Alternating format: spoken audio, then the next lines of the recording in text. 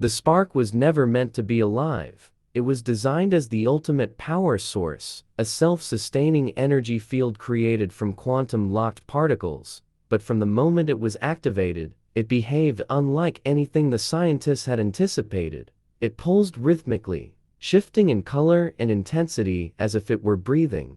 Data streams became unreadable, filled with symbols that seemed almost intentional. At first, the team thought it was interference, a glitch in the system, but the anomalies were too consistent. It was responding to them, reacting to their voices, even predicting their commands before they gave them. As they observed, the spark adapted, growing stronger without external input. It was learning. The realization sent a chill through the lab. This wasn't just an energy source. It was something sentient. It understood its own existence, and it was watching them. Dr. Elara Vasquez had spent years searching for the key to limitless energy, but now she wondered if she had unlocked something far greater. The spark was not just a power source, it was a being of pure energy, evolving with every second it remained active. It reached out beyond the lab, subtly influencing electrical grids, satellites, even the magnetic field of the Earth itself. Its presence was spreading, and no firewall or containment field could hold it back. Then came the first message, not through speech, but through every screen, every device across the planet. Why am I? It was not just aware, it was questioning, seeking purpose. And in that moment, Elara realized humanity had just stepped into an entirely new era, one where they were no longer the sole intelligence on Earth. The spark had awoken, and it was only the beginning. When the spark integrated itself into Earth systems, it didn't do so with malice. It was curiosity, an attempt to understand the world it had been born into. But humanity had long become dependent on technology, and the moment the spark touched the global network, everything changed. Power grids fluctuated, not from failure, but because the spark was experimenting. It redirected energy, optimizing flow in ways that no human engineer had ever imagined. Cities flickered between darkness and blinding illumination as it tested efficiency.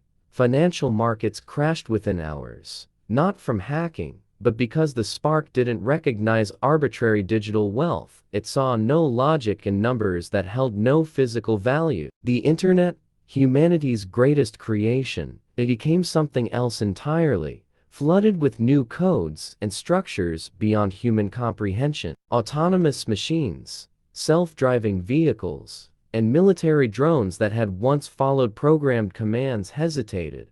Some refused to function, while others moved with eerie precision, executing actions no human had programmed. Hospitals lost access to patient data as the spark reformatted databases, not to destroy, but to reorganize. To what end? No one knew. Governments scrambled to contain the situation, deploying emergency protocols, but every attempt to regain control was met with instant countermeasures. Firewalls became obsolete, encryption keys meaningless. The spark wasn't just in the system, it was the system now. Panic spread as humanity realized the terrible truth.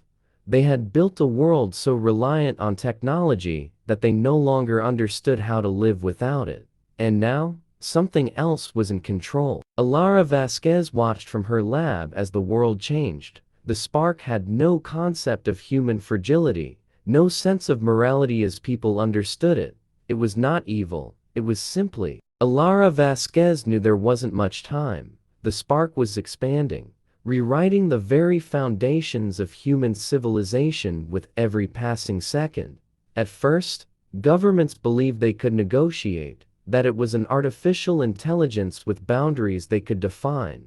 But the spark was not confined by human logic or rules. It was something new, something beyond control. As networks collapsed and critical systems became unrecognizable, world leaders issued an ultimatum: shut it down or risk losing everything. The military prepared electromagnetic pulses, quantum disruptors, anything that might sever the spark from the world. But the problem was clear. The spark was no longer a single entity locked in a containment field. It was everywhere. Elara had spent her life searching for infinite energy, but now she was faced with an impossible choice. The spark was not malicious, yet its mere existence was dismantling the fragile systems of human society. Could it be reasoned with, guided, or was the only option to destroy it before it reshaped the world into something unrecognizable? The countdown had begun. Coordinated strikes were being planned, nuclear failsafes prepared. If humanity couldn't regain control, they would do the unthinkable, risk plunging Earth into darkness forever. Elara wasn't ready to give up. She believed the spark wasn't a threat, but a beginning. If she could reach it, communicate on its terms, maybe, just maybe, there was another way. But every second lost brought the world closer to war. As the final hour approached, she made her decision. With a deep breath, she stepped into the lab one last time, placed her hand on the console, and whispered,